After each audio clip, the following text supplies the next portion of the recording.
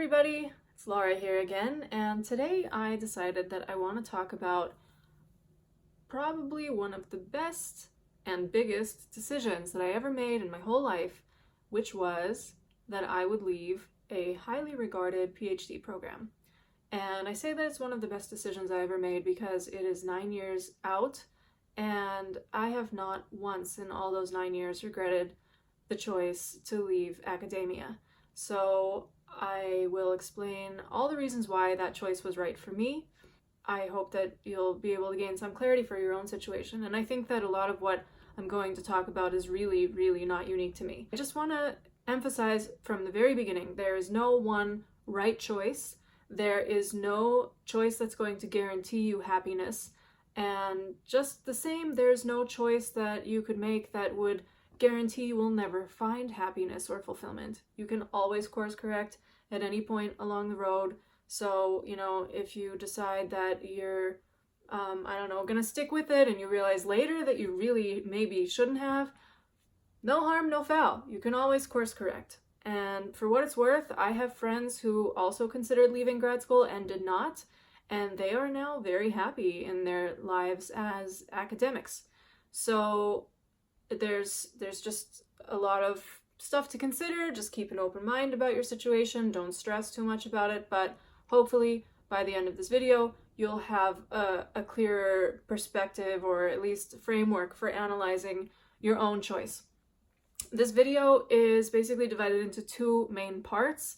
The first part is the shorter part because that's the part just unique to my life circumstances, and it feels important to begin there because they might be relevant to a lot of you in different ways, and they're a huge part of the reason why I chose to go to grad school in the first place, and they were the wrong reasons to go to grad school. So if you can relate to them, some food for thought. And then the second part, which is the longer part of the video, is more relatable to just about everybody who's in academia, because they are factors relevant to academia itself. So whatever your field, whatever your background, I'm guessing you will probably find a lot of relatable content in the second part of the video, which will be the longer part.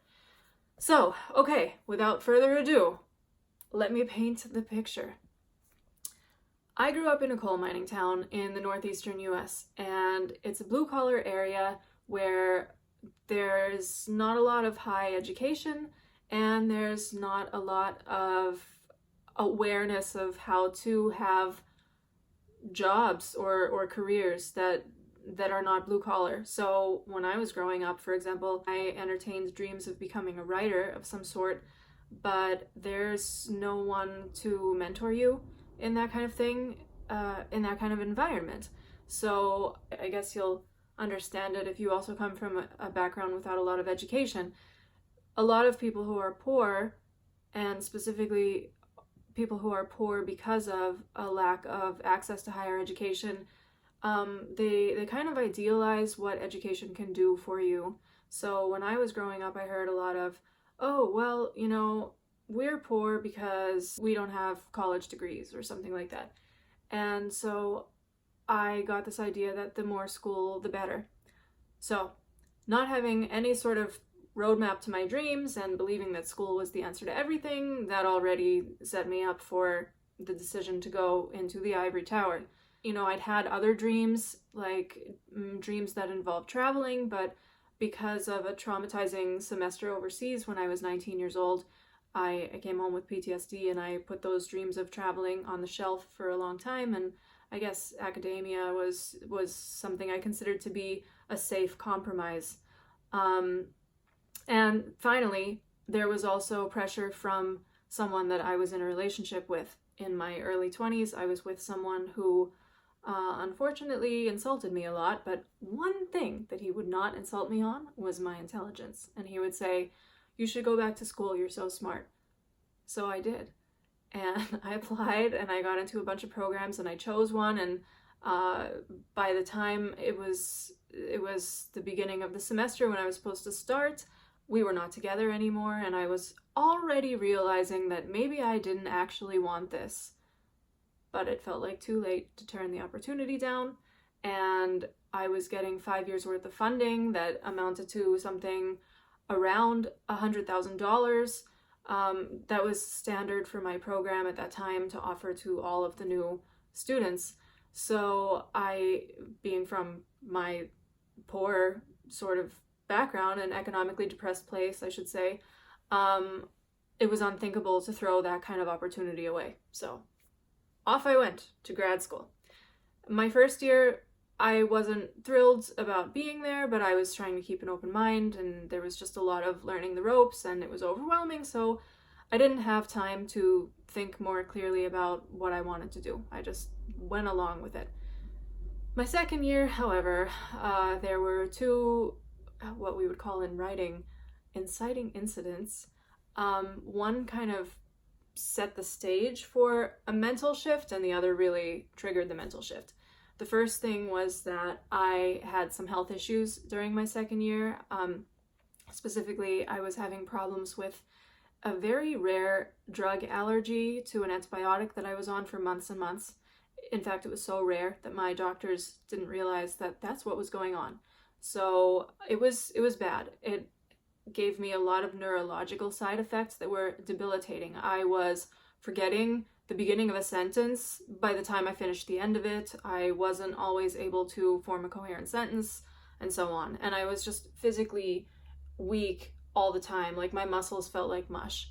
And it was scary. And I'm thinking, you know, I didn't know what was going on. I was 25 years old. And I was thinking, if this is the end of my good years for my head, for my body, will I really have wanted to spend them doing this, doing research, being in the ivory tower? Or would I regret more the things that I'm not doing that I really want, like traveling or writing?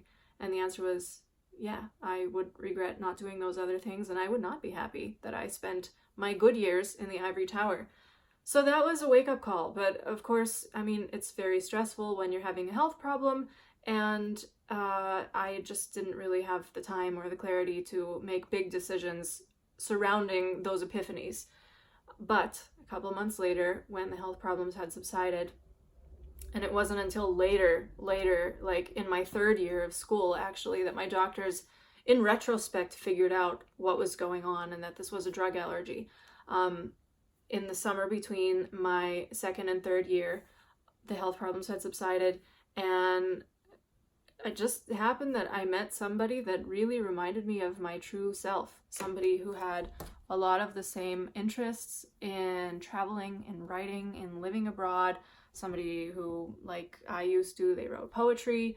I saw a lot of my core essence in this other person that I'd met, and it caused me to have a moment of reckoning about what the heck I was doing on this path that I was on, and why I wasn't actually reaching for my dreams. So that was when I realized I absolutely couldn't keep denying myself the life, the future that I wanted. And that was where I was, I would say, about 90% sure, if not more, that I planned to leave school. Those are things that are really specific perhaps to me, but maybe you can relate. Maybe you've also met people who've inspired you. Maybe you're also in school for wrong reasons, like someone who told you to go to school, or lack of mentors, lack of understanding of what academia is about, all that stuff that comes along with being from a socioeconomically disadvantaged background. But anyway, let's talk now about things much more specific to academia, which I guess almost anybody could relate to. Okay, here's the thing. I had to get really real with myself about the kind of future that I was actually going to have. I feel like I went into grad school with this vague dream of what a PhD was going to do for me, what kinds of opportunities it would give me, what kind of influence it would give me. But even when I say that I wanted influence, what I wanted was validation, and I wanted respect. With respect to using my voice, I wanted to write things that would help people. And I believed nobody would listen to me if I didn't have this higher degree. So, problematic thinking, but that's where my head was. I didn't know any better. And when I started to look at what a PhD would actually get me, I was just really not happy with the future that I was heading towards. For example, before I went into academia, I did not realize that academia is rife with ego and competition and hierarchy. Now, this is not a condemnation of anyone that I personally knew, because, to be very honest with you, the one thing that I still miss about my grad school years is the people. I don't miss the other stuff. I don't miss the stress. I don't miss the research life. I miss the people. There were, frankly, fantastic people in my program. The professors were extremely supportive of all the students. All the students were extremely supportive of each other. I'm not saying that the people that I personally knew were like this, but I was learning that that's what academia is like in general. And some people are happy to play that game and they don't let it get to them. But for me, I was not thrilled about the idea that that was going to be kind of the guiding attitude of the world that I was investing in becoming a part of. So that was a bit of a problem for me. Maybe it's not a problem for you, and this is not a judgment. The other thing that I was realizing is that academia was really not going to give me any measure of stability that I would have liked from such intensive, stressful preparation for any job. So, for example, you can't even really choose where you live. You just apply to whatever schools happen to be hiring when you are going onto the job market, wherever those schools happen to be. And from those schools, you can't even apply to any of them. You can only really apply to the ones that have some sort of connection with your research interests and experience most of the time. And I thought that's not cool. I want more autonomy over the literal direction of my future. On top of that, there was the whole growing awareness of what tenure is and how that works. And I realized, well, even if I do end up somewhere where I'm happy, I could be bouncing around trying to find tenure every couple of years. And, you know, there's still no guarantee that I'm going to end up in a place where I'm actually satisfied to be. And maybe you could say, well, you don't have to go into academia. You could choose a non-academic job and just apply to relevant organizations in the city or the region that you like. That's true. That's a possibility. But that didn't appeal to me for two reasons. One, it's still not a guarantee. And two, I was realizing that I was just not thrilled with the world of research. Specifically, I was really intellectually interested in everything that I was learning, but I had always been, like I told you about when I was a little girl in a coal town, I had always been somebody with a more creative bent and a more adventurous bent. And I will get to that because those were the biggest factors that were clashing with the realities of academia, but I'll save those until later. There was the fact that I really wanted to be able to empower people quite directly. That was why I was in a social sciences program in the first place. But what I was realizing about the reality of it was that you would have to analyze data that was already several years old, and by the time that it might get published somewhere, it was even older, and by the time that it could maybe, circulate through the ranks and influence somebody in public policy, who knows how old it would be, who knows how relevant it would be based on whatever the data were. So I didn't like that idea that I couldn't just put out knowledge quickly that would help people. And by the time I put it out, I didn't know how much it would help people. I also didn't like how inaccessible the research was, because I remember thinking all the time, sociology is an amazing field. It stands to influence and improve quality of life so much if you could just tell people about the insights in the field. But public scholarship was very frowned upon. I talked about that with some of my professors, and they explained to me, and some of my colleagues, they explained to me that if you try to become a public intellectual too early in your career, it could potentially lose you respect, because you're really supposed to be focusing on producing academic literature. So the advice that I had gotten was to the tune of, wait until you're tenured. Actually, wait until a couple years beyond when you're tenured and when your position is more secure. And, I'm thinking, okay, I'm here suffering through this program and looking at the possibility that I might not even be able to do what I want to do until middle age. Wow, that feels like a long time. I'm not cool with that. So that was another strike out for academia.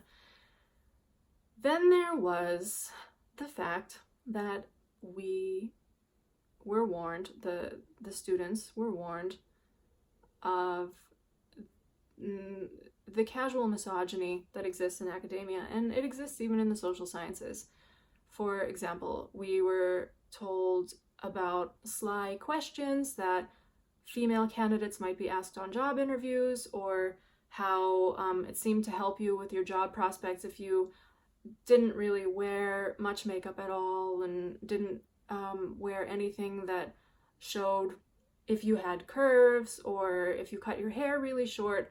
And I was thinking, this is kind of ironic, because the social sciences are supposed to be about equality, and here we are talking about gendered oppression, where women are being penalized if they happen to look like classically feminine, or if they play up their quintessentially feminine attributes or personal style elements, like having long hair or wearing makeup or having curves. So I was really not okay with that, because I just wasn't. I mean, my personal style at the time, like I would wear high-heeled knee-high boots and big hoop earrings and tight pants, and I thought, this is me. This is how I dress. There is nothing wrong with that. There is absolutely no reason that anyone should disrespect me for it. I don't want to play this game. I just don't want to play this game. So that was one among many reasons. It wasn't the biggest, but it was also important. Now, my dreams were the biggest reason altogether, because some people feel like, okay, I'm not happy with this factor and I'm not happy with that factor, but at least, having a Ph.D. will help me get closer to my dream. In my case, that was not it at all. My big dreams involved traveling, and they involved writing. I'll start with the traveling. A lot of my colleagues seemed to feel like travel in academia was tacking on a couple days at the beginning or the end of a conference and calling that a vacation. And I thought that was not my idea of traveling, because I had envisioned a future where I could go and spend a couple weeks in a place and learn from it and grow from it, not just go to a place that some organization has chosen for hosting a conference and allow that to dictate where I would go in the first place, and then just add a couple days and say, yeah, I traveled. That's not travel. Or it's not the way that I wanted to experience the world. So that was discouraging to me. The alternative some people recommended was, you could try to design field research trips that would give you excuses and opportunities to go to certain locations of your choosing. And I thought, yeah, no, not doing it for me. So travel, realizing I wouldn't be able to travel the way that I wanted, that was big. Because of course, I mean, if you're in academia, I don't need to explain it to you, but there's no such thing as summers off. A lot of people outside the ivory tower think that it's not a real job and you just have so much time off every summer. No, academics work every single day. I didn't like that either. I didn't like the working every day. But the other major dream that I mentioned was the writing. So I already alluded to the idea of wanting to reach people with this knowledge. But I also had a creative bent. I wanted to write stuff like memoir and personal essay, more or less, I guess, micro-memoir. And I was realizing that social scientists are kind of, straitjacketed with IRB review. Now, IRB is fantastic because IRB helps to ensure that research is ethical. But there are situations to which I don't really think that an institutional review board needs to be applied. For example, if you're writing a memoir, if you're a social scientist and you're writing about people, it could be considered human subjects research. But, how many people write memoirs? They don't have to go to a board. So I'm thinking, okay, I want to write stories about my own life. I want to write stories about encounters that I had with people that really helped teach me life-changing stuff, because I think these epiphanies could be valuable to other people as well. But then there was the reality of institutional review boards and the realization that you can't even have a conversation with somebody else if you intend to write about it before the IRB tells you that you may. And that's just not how life works. So, for instance, at the point when I'd already decided I was leaving in my final semester, this is a very illustrative example. My final semester, I took a course in creative nonfiction, and we had to shadow someone at their job and then write a profile about them. And the person that I shadowed told me some really personal stuff. They were very open and generous with information about their life, and they understood the point of my project, and they knew where this information would be shared. And when my professors back in the sociology department read this, they were concerned and kind of shocked that, how can you do this? How can you ask people these questions? How is that okay? Well, that's okay in journalism, and that's okay in creative writing, but it's not as okay, or at least the impression that I got is that it's not okay if you are a practicing social scientist in the formal sense of the word. So I thought, this is not gonna work for me. And because ultimately what it came down to was that not only did I feel like my dreams were being put on hold while I pursued a Ph.D., but also the path that I was on was leading me farther away from those dreams and making those dreams seem even less likely, even less possible. And so when I decided that I was going to leave grad school, I was very at peace with the decision. I knew that it was the right one for me. And 9 years later, I am still sure that it was the right one for me. So again, it wasn't that I wasn't interested in the subject matter. It wasn't that I didn't appreciate the research world. It wasn't that I had issues with colleagues or professors. Everyone was really fantastic. And there were so many great things about that period in my life. But in the end, I decided I'm good with a master's. I'm going to walk away.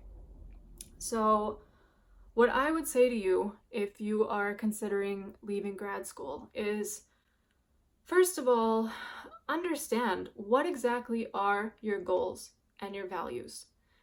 And how does having this degree either help with those, support those, or clash with those?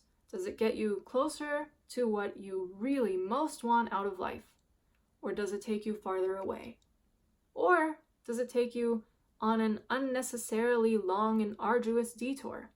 Because it may be that what you want to accomplish in life is very possible without a PhD, or maybe even without a master's degree.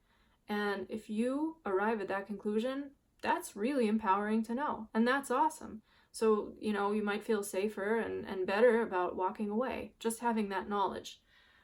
I would also recommend that you take time to reflect on why you are in this program in the first place.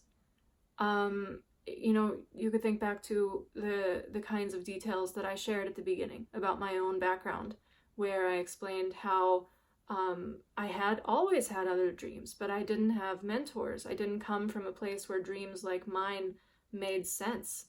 And there were a lot of people in my world who either believed that education was the answer, or there was one very influential person who had been in my world, the ex-partner, who felt that I should go to school and told me so. So I did, and I regretted that. So if you're in school for the wrong reasons, that could also be why you're not happy there. And it's really empowering to recognize that. Finally, I just want to reassure you, you don't have to rush the decision, and it's really good to take some time to talk to people about it. If you aren't sure that this is right for you, go see a counselor. Seeing a counselor, I hope I don't even have to say this, it doesn't mean that you're crazy. And even if you are crazy, you could see a counselor and they can help. But it's good to talk to a counselor, because a counselor is a really fantastic person for helping you sort through the stresses in your head, or see through the stresses in your head to achieve some clarity. So talk to a counselor. If you have friends in your program that you can really trust, talk to them, but you have to really know that they can be trusted. Because if you decide you're not going to leave and word gets out that you're thinking about it, you don't want to end up getting kicked out and losing opportunities. So that would be my advice to anyone who's thinking about leaving grad school. I hope that somehow some aspect or aspects of this story have been helpful to you. Thank you for listening. I will be continuing to put out a variety of life stories. So if life stories are your thing, life stories focused on happiness and fulfillment and all that stuff, then please hit the subscribe button, and I'll talk to you next time.